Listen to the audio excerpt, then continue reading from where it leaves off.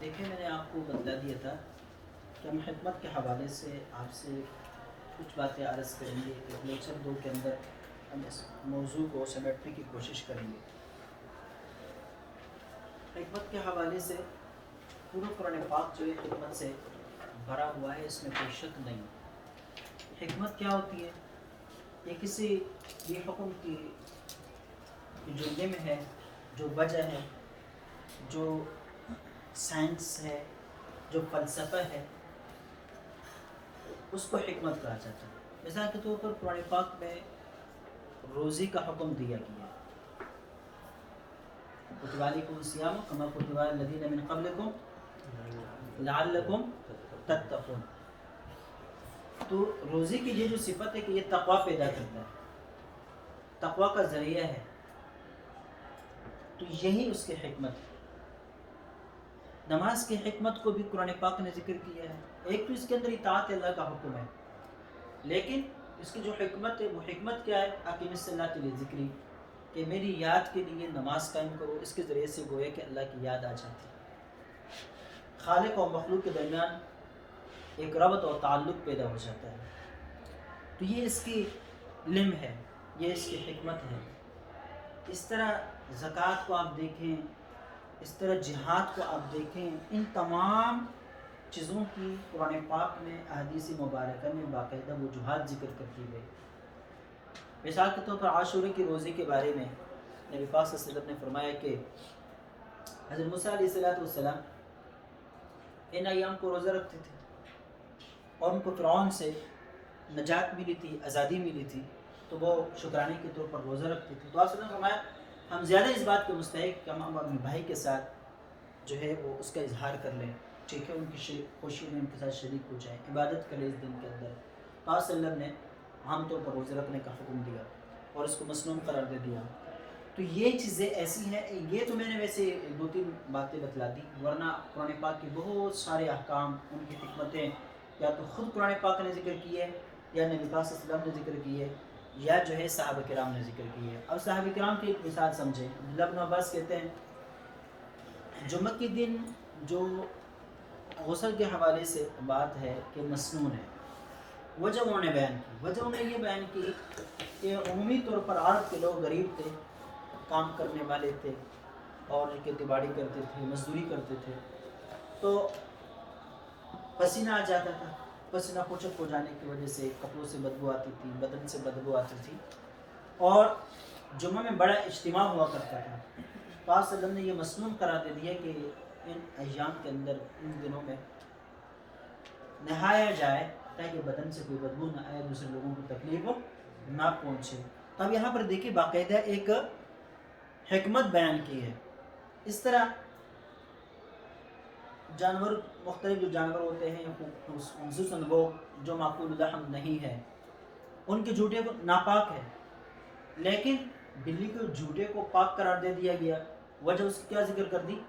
وجہ اس کی یہ ذکر کر دی کہ بھئی اس سے بچنا ممکن نہیں ہے، یا عمومی طور پر گھروں میں آتی جاتی ہے، اگر اس کے جھوٹے کو ناپاک قرار دے دیا جائے تو اس سے حرج لازم آ جائے گا، ٹھیک ہے۔ اس طرح قرآن پاک کے اندر اللہ تعالیٰ کا یہ حکم کہ بھئی تم ظہر کے وقت، رات عشاء کے بعد کسی کے گھروں میں داخل نہ ہو جایا کرو جب تک تم اجازت نہ لو۔ وجہ یہ ہے کہ ایسا نہ ہو کہ تمہارے نظر کسی کے پردے پر لگ جائے، ٹھیک۔ تو یہ حکمتیں ہیں جو قرآن پاک کے احکام کے اندر اللہ تعالیٰ نے رکھے ہیں۔ قرآن پاک کے جتنے بھی احکام ہیں وہ عبادات سے بھی متعلق ہے اور جو ہے معاملات سے بھی متعلق ہے۔ یہ تمام احکام اپنے پیچھے کوئی نہ کوئی حکمت رکھتے ہیں، اور اس دور کے اندر اس حکمت کو سمجھنا انتہائی لازمی اور ضروری ہے۔ دیکھیں ہر دور کے اپنے اپنے تقاضے ہوا کرتے ہیں۔ صحابہ کرام کے دور کے اندر یہ جو اصطلاحات ہیں محدثین کے، یہ صحابہ کرام کے دور میں تھے؟ نہیں تھے۔ صحابہ کرام کے دور کے اندر یہ نہیں تھا کہ یہ چیز واجب ہے، یہ چیز فرض ہے، یہ چیز سنت ہے، یہ چیز مستحب ہے۔ یہ فرض، سنت، مستحب، واجب، یہ اصطلاحات سب کے سارے بعد میں پیدا ہو گئی۔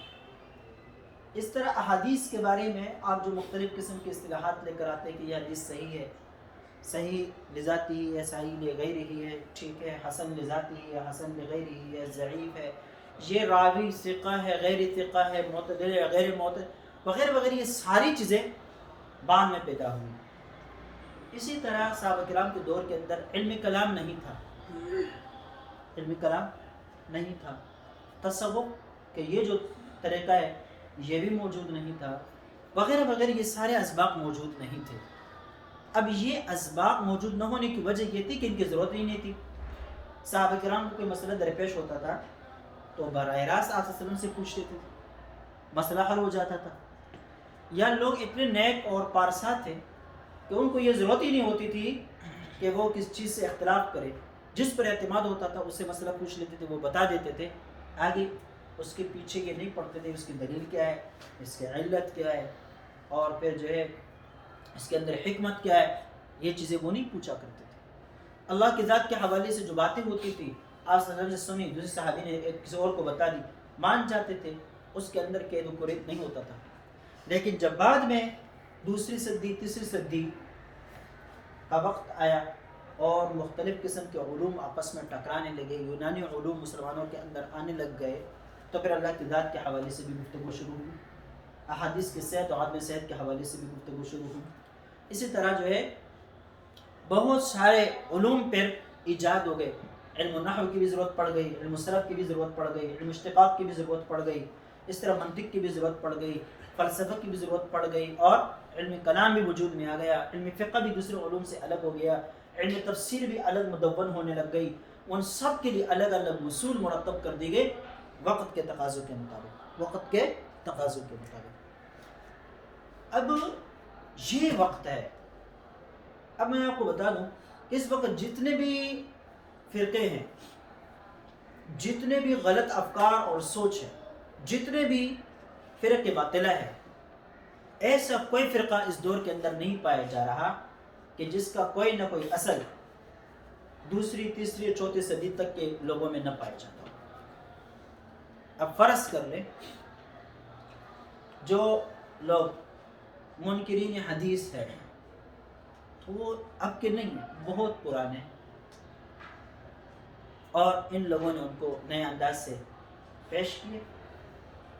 اس طرح جو لوگ قرآن پاک کے اندر تحریف کے قائل ہیں وہ بھی اب کے نہیں ہیں، بہت پہلے تھے۔ اس طرح جو لوگ احادیث کے اوپر مختلف قسم کے اعتراضات کرتے، گو بزبان کہتے کہ ہم مانتے ہیں، لیکن اس قسم کے انداز اختیار کرتے ہیں جس کی وجہ سے وہ حدیث لا عمل ہو کر رہ جاتی ہے، اس قسم کے اعتراضات اٹھاتے ہیں، شکوے و شکایتیں کرتے ہیں، ٹکراؤ پیدا کرتے ہیں قرآن پاک کے اندر، قرآن پاک قسم کا موازنہ کرا دیتے ہیں، پھر کہتے ہیں کہ دیکھیں ہم قرآن کو مانیں، حدیث کو مانیں، کس کو مانیں؟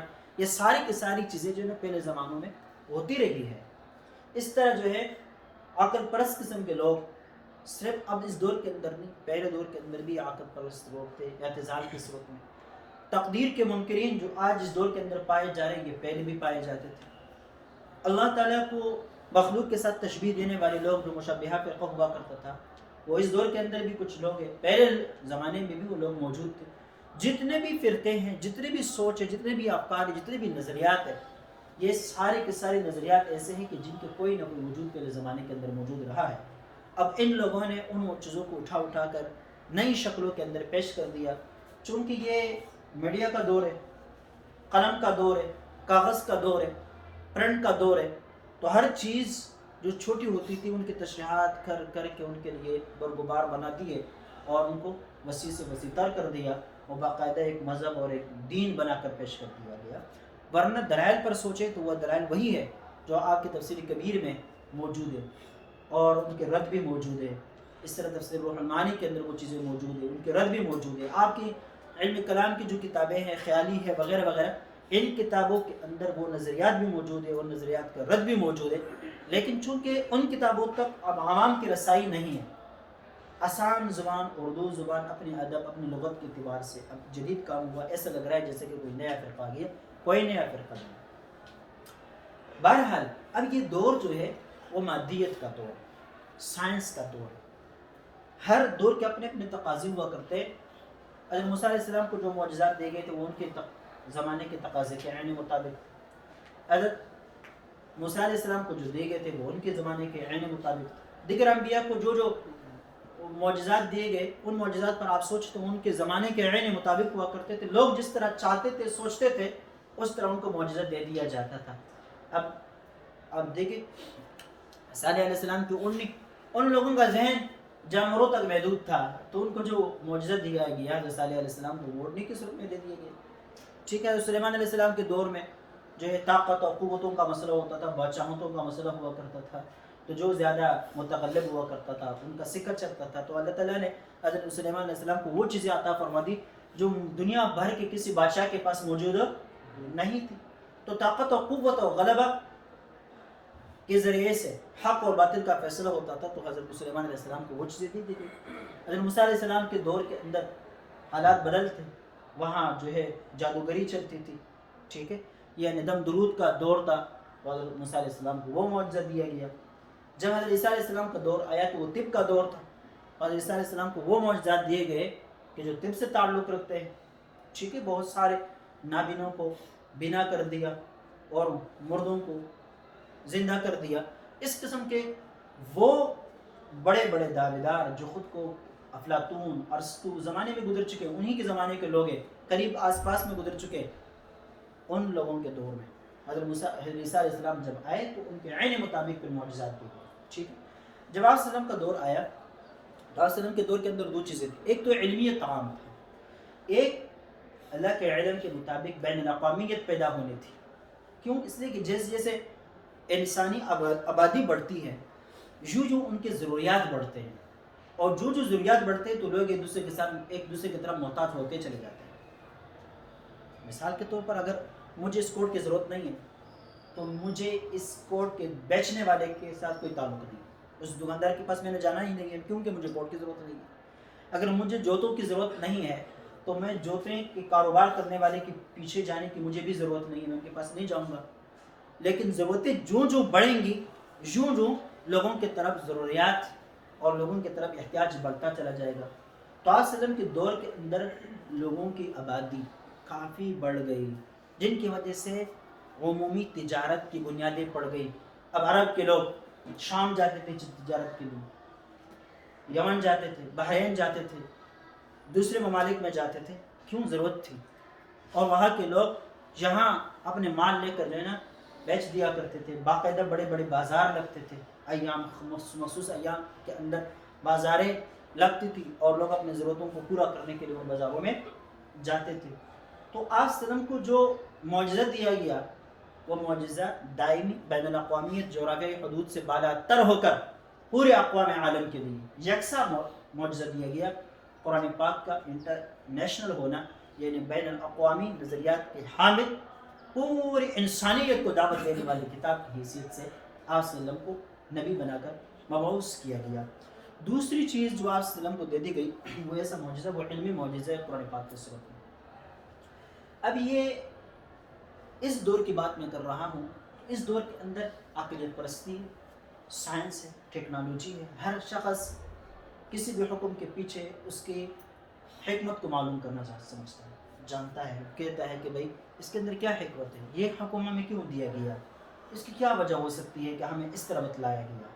اب ایک بات یہ ہے، ایک شخص جو مطیع فرمانبردار ہے اس کے سامنے تو قرآن پاک کی آیت کافی اور وافی ہے، اس میں کوئی بات نہیں۔ دیکھیں، لیکن بہت ساری چیزیں ایسی ہیں جو ہم تقلیداً مانتے ہیں، ذہن قبول کرنے کے لیے تیار نہیں ہیں، یعنی اعلیٰ وجہ بصیرت ہو کر نہیں مانتے، لیکن چونکہ ہمیں اس طرح پڑھایا گیا، ہمیں اس طرح سمجھایا گیا، ہم یہ سمجھتے ہیں کہ اگر ہم ان میں بات کریں یا ان کا انکار کر دیں تو کافر ہو جائیں گے، اگرچہ ہماری سمجھ میں نہیں آتی ہم پھر بھی مان رہے ہیں، کفر سے بچنے کے لیے، گمراہی سے بچنے کے لیے تقلید محض کر رہے ہیں، اگرچہ ہمارا دل اس کے اوپر مطمئن نہیں ہے۔ ایمان الگ چیز ہے، اطمینان قلبی الگ چیز ہے۔ ایمان الگ اس لیے ہے کہ حضرت ابراہیم علیہ السلام کیا کہتے ہیں، وَلَكِنْ لِيَطْمَئِنَّ قَلْبِي، کہ ایمان تو میرا ہے، میں مان لیتا ہوں جس طرح آپ نے بتلا دیا ہے اس طرح میں دل اور جان سے قبول کرتا ہوں، لیکن ایک ہی بصیرت، ایک ہی اطمینان کہ جس کے بعد پھر مجھے سوچنے کی ضرورت ہی نہ پڑے، میں کہہ دوں کہ یہ چیز ایسی ہی ہونی چاہیے تھی اور اس طرح ہے۔ بات آئی سمجھ میں؟ اس کو کہتے ہیں اطمینان قلبی۔ اطمینان قلبی اس چیز کا نام ہے کہ آپ ذہن سے اس بات کو تسلیم کر لیں کہ یہ چیز جس طرح ہونی چاہیے تھی یہ بالکل اسی طرح ہے، اور اگر کوئی اور شخص آپ کے ساتھ اس پر گفتگو کرے تو آپ اس کو بتا سکیں کہ بھائی یہ چیز اس لیے، اس طور پر اس لیے ہے، ایسے ہی اس کو ہونا چاہیے تھا اور ایسا ہی ہے. اور کوئی شک ڈالنا چاہے، کوئی مقابل میں دلیل لے کر آنا چاہے تو آپ اس کی دلیل کو قبول نہ کریں، آپ ان کی دلائل کو رد کر دیں، علی وجہ البصیرت ہو کر آپ اپنے مدعا کو پیش کر لیں. اس کو کہتے ہیں اطمینان قلبی، اس کو کہتے ہیں علی وجہ البصیرت ہونا. ٹھیک ہے. اب ہم کہتے ہیں کہ اسلام جو ہے نا مکمل ضابطۂ حیات ہے. اسلام کا کوئی انسانی زندگی کا کوئی ایسا شعبہ نہیں ہے جس کے بارے میں اسلامی تعلیمات موجود نہ ہو. تعلیمات موجود ہے، اور تعلیمات بھی ایسی ہے جو مد مقابل تمام تعلیمات سے اعلیٰ، افضل، برتر اور بہتر ہے. یہ ایک دعویٰ ہے کہ میں کہتا ہوں کہ دین کے مقابل میں جتنے بھی نظریات ہیں وہ عبادات سے متعلق ہو، وہ انفرادی زندگی سے متعلق ہو، وہ اجتماعی زندگی سے متعلق ہو، وہ گھریلو ماحول، عادات، قانون وغیرہ سے متعلق ہو، یا بین الاقوامی تعلقات سے متعلق ہو، یا عدالتی نظام سے متعلق ہو، یا معاشی نظام سے متعلق ہو، یا بین الاقوامی تعلقات، تجارت اور اس طرح سیاست سے متعلق ہو، ان تمام تعلیمات میں اسلامی تعلیمات اعلیٰ، افضل، برتر، بہتر ہے. یہ ایک تو دعویٰ ہو گیا ہے. دوسرے اس دعوے کو ثابت کرنا ہے. ایک عالم دین کی ذمہ داری ہے ان کی داعیانہ صفتوں کے اندر یہ بات شامل ہے کہ وہ جس محفل میں جائے اسی محفل کے مطابق لوگوں کو پھر مخاطب کر کے گفتگو کرے. آپ اگر غریب علاقوں کے اندر امام ہے، خطیب ہے، وہاں آپ تقریر کریں گے تو کیا زکوٰۃ کے مسائل آپ کو بیان کرنے کی ضرورت ہی نہیں. خواتین سے جب آپ تقریر کرتے ہیں تو ان سے آپ جہاد کی بات کرنے کی کوئی ضرورت نہیں. ٹھیک ہے. اس طرح جس محفل کے اندر آپ جائیں گے اسی محفل کے مطابق پھر آپ کو بات کرنی پڑے گی. اب اگر آپ جاتے ہیں تاجروں کی محفل میں، اگر آپ جاتے ہیں سیاستدانوں کی محفل میں، اگر آپ جاتے ہیں ڈاکٹروں کی محفل میں، اگر آپ جاتے ہیں سائنسدانوں کی محفل میں، تو وہاں آپ کی یہ نئی قسم کی باتیں نہیں چلیں گی. آپ وہاں مثالیں دیں گے بھی تو وہ مثالیں دیں گے جو ان ڈاکٹروں کی سمجھ میں آ جائیں، جو ان تاجروں کی سمجھ میں آ جائیں. ان کو آپ مثالیں دیں گے تو وہ مثالیں دیں گے جو ان کی زندگی سے متعلق ہیں. اب دیہاتیوں کے سامنے قرآن پاک نے چونٹیوں کی باتیں کی، ٹھیک ہے، چرواہوں کی باتیں کر دی کہ چرواہے اس طرح آوازیں نکالتے ہیں. ٹھیک ہے. لیکن ڈاکٹروں کو سمجھانے کے لیے اللہ رب العزت نے انسانی تخلیق کے حوالے سے بھی گفتگو کی. سائنسدانوں کو سمجھانے کے لیے اللہ تعالیٰ نے دوسرے انداز سے گفتگو فرمائی. بحری سفر کے شوقین حضرات کے لیے اللہ تعالیٰ نے ایک اور انداز اختیار فرما دیا. عالموں کو سمجھانے کے لیے اللہ تعالیٰ نے الگ مثالیں پیش کی. وہ مثالیں دیہاتیوں کی سمجھ میں نہیں آتی، گنوار لوگوں کی سمجھ میں نہیں آتی، لیکن عالموں کی سمجھ میں آتی ہے. اللہ تعالیٰ نے وہ مثالیں پیش کر دی ہے. اس طرح سائنس سے متعلق، تجارت سے متعلق، بین الاقوامی تعلقات سے متعلق، عالمگیریت سے متعلق جو مثالیں قرآن پاک نے ذکر کی ہے وہ دیہاتیوں کی سمجھ میں کہاں آتی ہے. لیکن دیہاتیوں کو سمجھانے کے لیے اللہ تعالیٰ نے جو مثالیں دی ہے وہ ہماری سمجھ میں نہیں آتی، وہ ہماری سمجھ میں نہیں آتی. چونکہ قرآن پاک کو مطلوب ہے پوری انسانیت کو مخاطب کرنا، چاہے وہ کوئی بادشاہ ہو، چاہے وہ کوئی تاجر ہو، چاہے وہ کوئی ڈاکٹر ہو، چاہے وہ کوئی سائنسدان ہو، چاہے وہ کوئی سیاستدان ہو، چاہے وہ ایک چرواہا و گنوار قسم کا انسان ہو، چاہے وہ ایک عالم مضبوط قسم کا فلسفی اور مضبوط قسم کا ہوشیار، مضبوط قسم کا عقل مند، مضبوط قسم کا جو ہے بہت سارے استعدادوں اور صلاحیتوں کا مالک ہو. قرآن پاک ان سب کو ایک جیسا مخاطب کرتا ہے، ان میں کوئی فرق نہیں کرتا. انسان ہونے کے ناطے سب کو برابر سمجھتا ہے. سمجھتا ہے نہیں سمجھتا بھائی؟ اسلام کی تعلیمات جس طرح ہم پاکستانیوں کے لیے ہے اس طرح یہ تعلیمات بنگلہ دیش والوں کے لیے ہے کہ نہیں؟ افریقہ کے جنگلوں کے اندر رہنے والے انسانوں کے لیے ہے کہ نہیں؟ امریکہ کے اندر رہنے والے لوگوں کے لیے ہے کہ نہیں؟ اب ہماری زندگی میں، ہمارے معیاری زندگی میں، ان کے معیاری زندگی میں کتنا فرق ہے.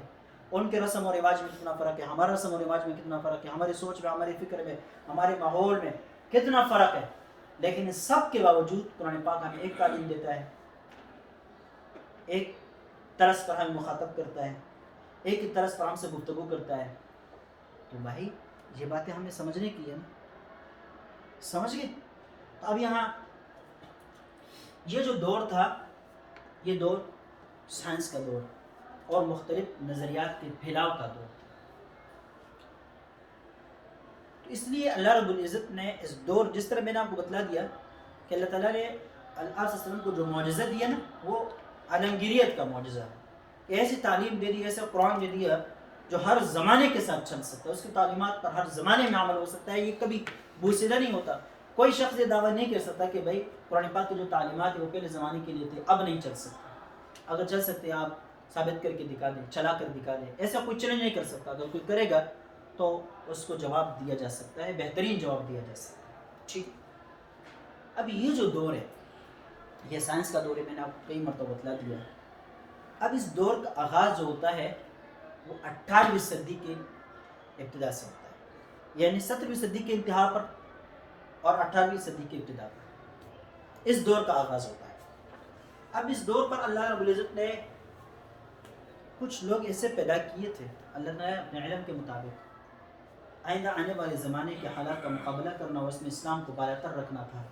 تو اللہ رب العزت نے ایسے افراد پیدا کر دیے جو اس بعد کے دور کا مقابلہ بھی کریں، ان کے نظریات کا بھی مقابلہ کریں، نہیں اٹھنے والے افکار کا پہلے سے جواب مہیا کر دیں. ان میں سے سب سے بڑا عظیم نام جو آتا ہے وہ امام شاہ ولی اللہ محدث دہلوی رحمہ اللہ ہے. اس وجہ سے ہم یہ کہہ سکتے ہیں کہ یہ ملہم من اللہ تھے. ان کا جو دور ہے یہ انگریزی اعتبار سے 1703 کو ان کی پیدائش ہے اور 1762 کو ان کی وفات. اب یہ جو عرصہ ہے یہ 18ویں صدی ہے، یہ 18ویں صدی ہے انگریزی اعتبار سے. اسلامی اعتبار سے یہ 12ویں صدی ہے. اسلامی اعتبار سے اب ہم جو گزر رہے ہیں 15ویں صدی سے گزر رہے ہیں، اور انگریزی اعتبار سے آج ہم گزر رہے ہیں تو 23ویں صدی سے گزر رہے ہیں. ٹھیک ہے. اب یہ اس دور کے اندر اللہ رب العزت نے امام شاہ ولی اللہ محدث دہلوی رحمہ اللہ کو پیدا کیا. اب اس کی ایک صدی بعد انقلابات کا آنا تھا. فرانس کا انقلاب ایک صدی بعد آیا. امریکہ جو وجود میں آیا وہ بعد میں آیا، امام شاہ ولی اللہ کے بعد میں وجود میں آیا، فرانس کے بعد وجود میں آیا. اور اس طرح جو بین الاقوامی تعلقات، تجارتیں، نظریات، افکار، جمہوریتیں، ان کی بنیادیں جو پڑ گئی یہ امام شاہ ولی اللہ کے بعد پڑ گئی. اقوام متحدہ کا وجود جو آیا امام شاہ ولی اللہ کے بعد آیا. لیکن آپ دیکھیں گے حجت اللہ البالغہ کے اندر امام شاہ ولی اللہ محدث دہلوی رحمہ اللہ نے اس طرح ان تمام چیزوں کو ذکر کیا گویا کہ وہ جانتے تھے کہ دنیا کے اندر امریکہ، فرانس، ان کے انقلابات آئے اور اقوام متحدہ وجود میں آیا ہے، اور یہ سارے حالات وجود میں آئے ہیں. یہ لمکن، یہ جو ہے نا پیوٹن اور اس طرح جو دیگر سیکولر لوگ تھے، مثال کے طور پر کارل مارکس تھے، انہوں نے جو نئے نئے نظریات پیش کیے گویا کہ ایسا لگتا ہے کہ حضرت نے ان سب کا مطالعہ کیا اور سب کے جوابات تھے. حالانکہ حضرت کے ایک صدی کے بعد 50 سالوں کے بعد یہ سارے واقعات رونما ہو گئے، لیکن حضرت نے پہلے سے ان کے جوابات دے دیے تھے. اب حضرت یہ بتاتے ہیں کہ میرے دل کے اندر اللہ تعالیٰ نے یہ بات ڈالی تھی کہ میں کوئی ایسا کام کر جاؤں جو آج تک کسی نے نہ کیا. ایک داعیہ دل کے اندر پیدا ہوا اور کہتے ہیں ایک مرتبہ میں مدینہ منورہ میں تھا کہ مجھ پر ایک چادر ڈال دی گئی. وہ چادر آپ صلی اللہ علیہ وسلم کی چادر تھی گویا کہ. ایک مرتبہ بتاتے ہیں کہ مجھے ایک قلم دے دیا گیا، وہ قلم حضرت حسن اور حسین نے مشترکہ طور پر مجھے دیا اور مجھے کہا کہ یہ حضرت ہمارے نانا کا قلم ہے. تو کہتے ہیں میں نے اسے اندازہ لگایا کہ اللہ تعالیٰ نے مجھ سے کوئی قلم ہی ایسا کام لینا ہے جو رہتی دنیا تک کام آئے گا. اور پھر اللہ رب العزت نے وہ کام جو عطا فرما دیا حجت اللہ البالغہ کی صورت میں اللہ تعالیٰ نے بات. مولانا منظور نعمانی صاحب رحمہ اللہ فرماتے ہیں کہ انسانی کتابوں میں حجت اللہ البالغہ سے بڑھ کر کسی اور کتاب نے مجھے اتنا فائدہ نہیں دیا جتنے کہ حجت اللہ البالغہ نے دیا. وجہ یہی ہے، میں نے آپ کو بتلا دیا کہ ہم دعوے تو بہت بڑے کرتے ہیں کہ اسلام سب سے اعلیٰ ہے، برتر ہے، بالا تر ہے وغیرہ وغیرہ، لیکن یہ ہمارا دعویٰ ہے، اس دعوے کے اوپر ہم اعلیٰ وجہ بصیرت نہیں ہے. یہ کتاب آپ کو اعلیٰ وجہ بصیرت بنا دیتی ہے، آپ کو تقلیدی محض سے نکال کر آپ کو اطمینان قلبی دلاتی ہے. ٹھیک ہے، اس وجہ سے اس کی اہمیت. دوسری بات یہ ہے کہ ایک چیز جب آپ دلیل کی بنیاد پر جانتے ہیں اور ساتھ ساتھ اس کی عقلی وجہ بھی آپ کو پتہ چل جاتی ہے تو آپ کے ایمان میں اور تازگی پیدا ہوتی ہے، آپ کے اطمینان کا باعث بن جاتی ہے، اب اعلیٰ وجہ بصیرت ہو جاتے ہیں. تو یہ علم حکمت جو ہے یہ انسان کو اس چیز کا جو ہے وہ بناتے ہیں، حامل بنا دیتے ہیں۔ بہرحال اس پہ جو کام کیا سب سے پہلے امام شاہ ولی اللہ محدث دہلوی رحمہ اللہ، یہ ایک ملہم من اللہ قسم کے ولی تھے۔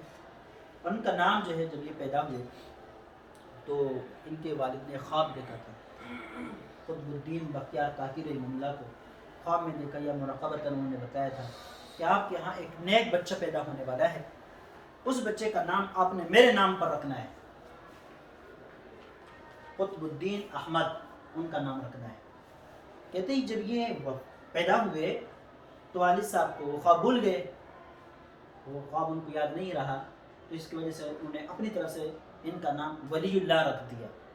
ولی اللہ نام رکھنے کے بعد پھر ان کو وہ خواب یاد آ گیا کہ مجھے تو قطب الدین احمد بختیار کاکی رحمہ اللہ نے یہ کہا تھا کہ جو بچہ پیدا ہوگا میرے نام پر ان کا نام رکھنا ہے، تو پھر نام بدل دیا، قطب الدین احمد نام رکھ دیا۔ اس وجہ سے لوگ کہتے ہیں کہ امام شاہ ولی اللہ محدث دہلوی رحمہ اللہ کا پورا نام جو ہے وہ ولی اللہ قطب الدین احمد ہے۔ یہ جو حصہ ہے یہ تو قطب الدین بختیار کاکی رحمہ اللہ کے حکم پر، اور یہ جو حصہ ہے نام کا یہ ان کے والد صاحب نے خود رکھا تھا۔ ان کے والد صاحب شاہ عبد الرحیم رحمہ اللہ بہت بڑے صاحب کشف اور کرامات انسان تھے، بہت بڑے بزرگ تھے، ان کے یہاں ان کی ولادت ہوئی۔ بہرحال نسب کے اعتبار سے یہ اپنے والد صاحب کے نسب کے اعتبار سے ان کی نسبت سے یہ فاروقی النسل ہے، عمری ہے، حضرت عمر رضی اللہ تعالی عنہ کے نسل سے ہے، ٹھیک ہے، عمری یا فاروقی کا، ٹھیک ہے۔ اور ماں کے اعتبار سے یہ ہاشمی النسل نسبت ہے، موسیٰ کاظم رحمہ اللہ تک ان کی نسبت پہنچتی ہے۔ تو بہرحال گویا کہ دونوں نسبوں کے اعتبار سے یہ بڑے نسب حسب کے مالک ہیں۔ اللہ رب العزت نے جو ان سے کام لیا، میں نے اس کا مختصر سا تذکرہ آپ کے سامنے کر دیا، وہ یہ کہ انہوں نے آنے والے حالات کا ایک تو یہ ہے کہ جائزہ لیا، اور پھر ان حالات کا نہ صرف یہ کہ مقابلہ کیا، ان کے لیے دلائل بھی فراہم کر دیے، جتنے بھی آنے والے نظریات تھے ان نظریات کا وقت سے پہلے جواب فراہم کر دیا۔ اب باقی تفصیلات آپ اخباری کتابوں کے اندر پڑھ سکتے ہیں، جان سکتے ہیں، ان کے بارے میں مختلف قسم کے نظریات لوگوں نے پھیلا دیے۔ آج دنیا کے اندر جتنے بھی بر صغیر کے علماء ہیں ان سب کے لیے جو سند ہے ان کی منتہا امام شاہ ولی اللہ محدث دہلوی رحمہ اللہ ہے، بلکہ شاہ عبد الغنی تک سند جاتا ہے، اور پھر آگے شاہ عبد العزیز اور شاہ ولی اللہ محدث دہلوی رحمہ اللہ، گویا کہ یہ دو قسم کے مسند ہمارے جو سند ہے، ایک شاہ عبد العزیز اور ایک امام شاہ ولی اللہ محدث دہلوی، اس میں پہلے کتاب ادا کرنے والے یہی امام شاہ ولی اللہ محدث دہلوی ہے۔ اب یہ جو ہے 30 سال کی عمر میں، اگرچہ ان کو اپنے والد صاحب کی طرف سے جو خلافت تھی، تدریس تھی، یہ ان کو 17 سال کی عمر میں مل چکی تھی۔ 17 سال کی عمر میں یہ مایہ قسم کے مدرس بھی بن چکے تھے، اور ساتھ ساتھ یہ خلیفہ بھی بن چکے تھے، اور طریقت کا عمل اور کام بھی شروع کر دیا تھا۔ لیکن 30 سال کی عمر میں ان کے دل کے اندر یہ داعیہ پیدا ہوا کہ یہ حج پر تشریف لے کر گئے، اور پھر 14 مہینے وہاں پر رہ کر مختلف قسم کے وہاں کے جو اساتذہ موجود تھے، حنفی المسلک، شافعی المسلک اور اس طرح جو مالکی المسلک، ان حضرات سے بخاری اور دیگر صحیح کے سبق لیے، پڑھے، سنے، ان سے اجازت حدیث لے لی، اور پھر 14 مہینے وہاں گزارنے کے بعد ہندوستان کی طرف آئے تو ان کے طرز پر حدیث کا درس دینا شروع کر دیا۔ وہیں سے پھر یہ صحیح ستہ کا علم اور ان کے درس اور سبق شروع ہوا۔ بہرحال اس سے آپ اندازہ لگا سکتے ہیں کہ یہ 17 سال کی عمر میں جب یہ مسئلہ تدریس پر تشریف فرما ہو گئے تھے اور طریقت کے جو سلسلہ بھی شروع کر دیا تھا، تو اس سے یہ پتہ چلتی ہے کہ اللہ تعالیٰ جس سے کام لیتا ہے اس کے لیے عمر کی کوئی قید نہیں، عمر کی کوئی قید نہیں۔ کم عمری میں بھی آپ سے بہت بڑا کام لیا جا سکتا ہے، اور بہت سارے لوگ ایسے ہوتے ہیں جو 70 سال 60 سال اور جو ہے اس کو پہنچ کر بھی وہ کوئی کارنامہ سر انجام نہیں دے پاتے۔ اللہ رب العزت نے ان کی وہ کر لی تھی، نشو نما کرنا تھا، ان کی تربیت کرنی تھی، تو کم عمری میں اللہ رب العزت نے ان سے بہت بڑا کام دیا۔ بہرحال 30 سال کی عمر میں جب یہ وہاں چلے گئے، 14 مہینے وہاں گزارنے کے بعد یہاں ہندوستان واپس آئے، تو ان کے سامنے جو ملکی حالات تھے وہ انتہائی دگرگوں تھے۔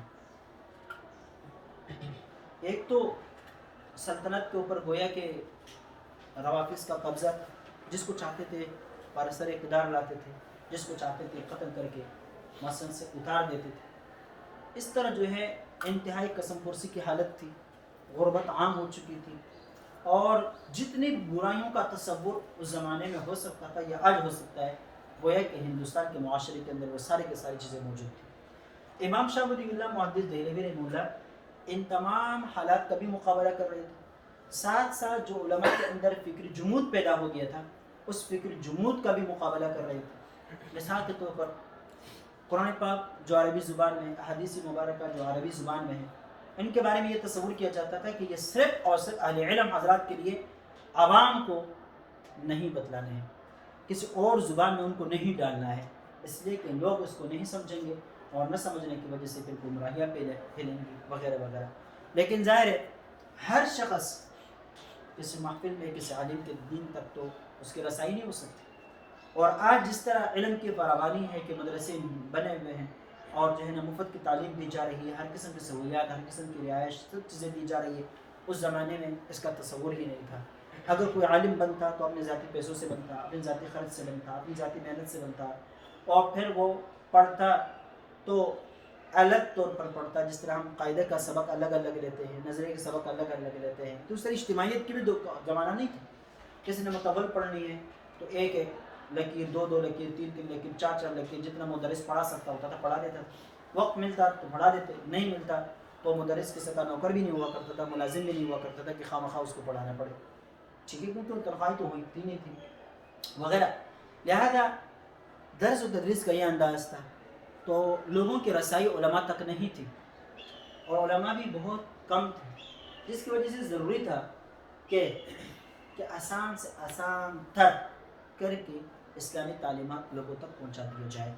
تو پھر امام شاہ ولی اللہ محدث دہلوی نے سب سے پہلے جو کام کیا وہ قرآن پاک کا ترجمہ کیا۔ فتح الرحمن کے نام سے آج بھی وہ ترجمہ فارسی زبان میں موجود ہے۔ اس زمانے کا زبان جو تھی وہ فارسی تھی، لہذا انہوں نے فارسی زبان میں ترجمہ کیا۔ پھر طرح طرح کی بنیاد پڑ گئی، اگرچہ بہت سارے لوگوں کی طرف سے احتجاج ہوا، حضرت کے خلاف آوازیں اٹھی، یہاں تک کہ فتوے بھی جاری ہونے لگ گئے کہ انہوں نے جو ہے اجماع کے خلاف کام کیا ہے، یہ کیا ہے، وہ کیا ہے، لیکن حضرت نے ان کا مقابلہ کیا اور یہ سلسلہ پھر چلتا رہا۔ پھر اردو کی مشہور ترین ترجمہ جو شاہ عبد القادر نے کیا، حضرت کے بیٹے ہیں، اور ان کے دوسرے بیٹے شاہ رفیع الدین نے کیا لفظی ترجمہ، تو یہ سلسلہ وہاں سے پھر شروع ہوا اور یہ چلتا رہا۔ اب حضرت نے اپنے زمانے کے جو مسائل تھے ان کا تو بخوبی مقابلہ کیا، لیکن ساتھ ساتھ اللہ تعالیٰ نے ان سے ایک اور کام لینا تھا، اور وہ کام یہی ہے کہ اسلام کی حکمت کو انہوں نے مرتب کیا۔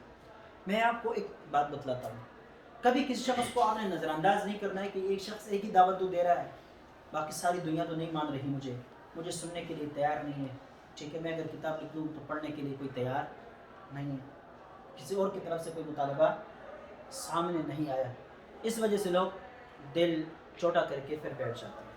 اب دیکھیں یہ عظیم کتاب حجت اللہ البالغہ جو آج اگرچہ مسلمانوں کے پاس نہیں ہے اور یہاں نہیں پڑھائی جاتی، نصابوں کے اندر شامل نہیں ہے، لیکن یہ کافروں کی یونیورسٹیوں میں داخل نصاب، بہت بڑے بڑے یونیورسٹیاں جو کافروں کی ہے، عیسائیوں کی ہے، یہودیوں کی ہے، ان کے یہاں یہ داخل نصاب ہے، باقاعدہ ان کا درس ہوتا ہے، پڑھتے ہیں، پڑھاتے ہیں، ان کے شروحات لکھتے ہیں، ان کے حاشیے انہوں نے لگائے، ان کے ترجمے کیے دوسری زبانوں کے اندر۔